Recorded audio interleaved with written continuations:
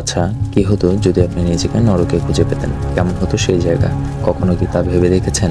আপনি কি কখনো সেখানে যেতে চাইবেন? একজন স্বাভাবিক মানুষ চাইবে না তার শত্রুকেও সেখানে পাঠাতে। কিন্তু আমাদের মাঝে অনেকেই সেখানের অবস্থাটি অনুভব করেছে এবং ফিরেও এসেছে সেই গল্প বলতে। এই গাইজ, ইটস ইউর বয় রাহাত এবং আমি আজ বলতে যাচ্ছি এমনই একজনের কথা যার নাম মার্টিন পেস্টোরিয়াস। সাউথ আফ্রিকার সাধারণ এক 12 বছরের বাচ্চা যার জীবন সাধারণভাবেই চলছিল। সময়টি ছিল জানুয়ারি 1988। সেই দিন তার সাথে এমন কিছু ঘটে যা তার জীবন বদলে দিতে যাচ্ছিল।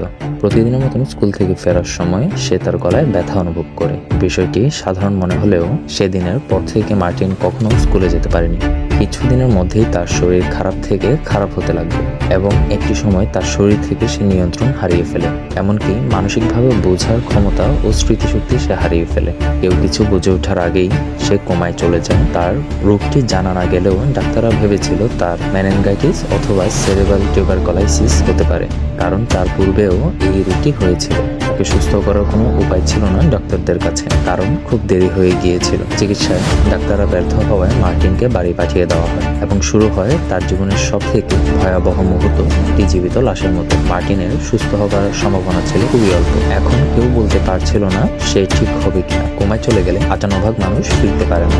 4 দিনের বেশি কোমায় থাকলে 7%, যার 2 সপ্তাহ পরে হয় 2%। কিন্তু আশ্চর্যজনকভাবে সে সবকিছুকে হার মানিয়ে জীবিত ছিল এবং প্রায় 10 বছরের মতো মার্টিন তার বিছানায় শুয়েছিল একটি লাশের মতো। অবশ্য মনে রাখার বিষয় হলো কোমা থেকে পুনরুদ্ধার বিভিন্ন কারণের উপর নির্ভরশীল, যেমন কোমার কারণ ও রোগীর স্বাস্থ্য। তাই এই পরিসংখ্যানগুলো সাধারণ প্রবণতা হিসেবেই দেখা উচিত এবং সব ক্ষেত্রেই একই হার নাও হতে পারে। সবাই হার মেনেছিল এবং ভেবেছিল মার্টিন আর ফিরবে না। এমনকি তার মা জোয়ান পেস্টোরিয়াসও একইভাবেই হার মেনেছিল। তার মা প্রায় তার পাশে বসে কান্না করে বলতেন যেন সবকিছু শেষ হয়ে যায়। কিন্তু মার্টিন হার মানেননি। 25 বছর বয়সে তার জ্ঞান ফিরে আসে, একে একে খুলতে শুরু করে তার সাথে ঘটে যাওয়া বিগত 10 বছরের সকল রহস্যের যা শোনার পর আপনিও হতবাক হয়ে পড়বেন। মার্টিন আসলে লকড ইন সিনড্রোমে আক্রান্ত হয়। সে জানায় কমায় যাবার কিছুদিন পরেই তার জ্ঞান ফিরে আসে এবং সে তার চারপাশে ঘটে যাওয়া সবকিছু শুনতে এবং অনুভব করতে পারে, কিন্তু তার শরীর কমায় থাকায় কিছু করতে পারছিল না সে। মার্টিন বলেছিল সে যখন বুঝতে পারে তার বাকি জীবন এভাবেই কাটাতে যাচ্ছে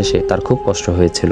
সে ভেতর থেকে ঠিক হলেও আটকে পড়েছিল একটি লাশের ভেতর। কিন্তু তার কাছে সব থেকে কষ্টের বিষয় ছিল তার মায়ের কান্না আর এটি শোনা যে ভালোই হতো যদি সব শেষ হয়ে যায়। আপনি কি কল্পনা করতে পারেন মার্টিনের ওপর তখন কি যাচ্ছিল? মার্টিনের স্টোরিতে তার সাথে হার মানেননি তার বাবা রডনি পেস্টোরিয়াস। তিনি মার্টিনের সাথেই থাকতেন, তাকে পরিষ্কার করতেন এবং ছেলের যত্ন নিতেন। হঠাৎ একদিন সব জল্পনা কল্পনার অবসান ঘটিয়ে মার্টিন তার চোখের পলক ফেলতে সক্ষম হন। এটি প্রমাণ করেন যে তিনি হার মানেননি। পরবর্তীতে মার্টিনের মা তার জব ছেড়ে দেন এবং মার্টিনের যত্ন নেওয়া শুরু করেন, এই আশায় যে তার ছেলে সুস্থ হয়ে উঠবে, এবং একজন স্পিচ থেরাপিস্টের সাহায্যে একটি কম্পিউটার প্রোগ্রাম তৈরি করেন যার সাহায্যে মার্টিন কথা বলতে পারে। কমিউনিকেশনের শক্তি পেয়েই মার্টিন তার কলেজের ডিগ্রি শেষ করেন। দ্রুতই তার মুখের এক্সপ্রেশন ফিরে আসে, সাথে ধীরে ধীরে তার শরীরও কাজ করা শুরু করে। মার্টিন তার বোনের বান্ধবী জোয়ানাকে বিয়ে করেন। 2011 সালে তার একটি বই পাবলিশ করেন গোস্ট বয় নামে, যেখানে মার্টিন জানে সে আগের সে বন্দি দুনিয়াতে ফিরতে চায় না। মার্টিন পেস্টোরিয়াস আমাদের জন্য হতে পারে একটি ইন্সপায়ারেশন। তার গল্প আমাদের শেখায় কিভাবে হার না মেনে লড়াই চালিয়ে যেতে হয়। মার্টিন পেস্টোরিয়াস আমাদের জন্য একটি অনুপ্রেরণা। সো ফ্রেন্ডস, আমার এই ভিডিওটি ভালো লাগলে লাইক করতে ভুলবেন না এবং সাবস্ক্রাইব করে বেল আইকনটি ক্লিক করে পাশেই থাকুন। আজ এই পর্যন্তই, দেখা হচ্ছে পরবর্তী ভিডিওতে।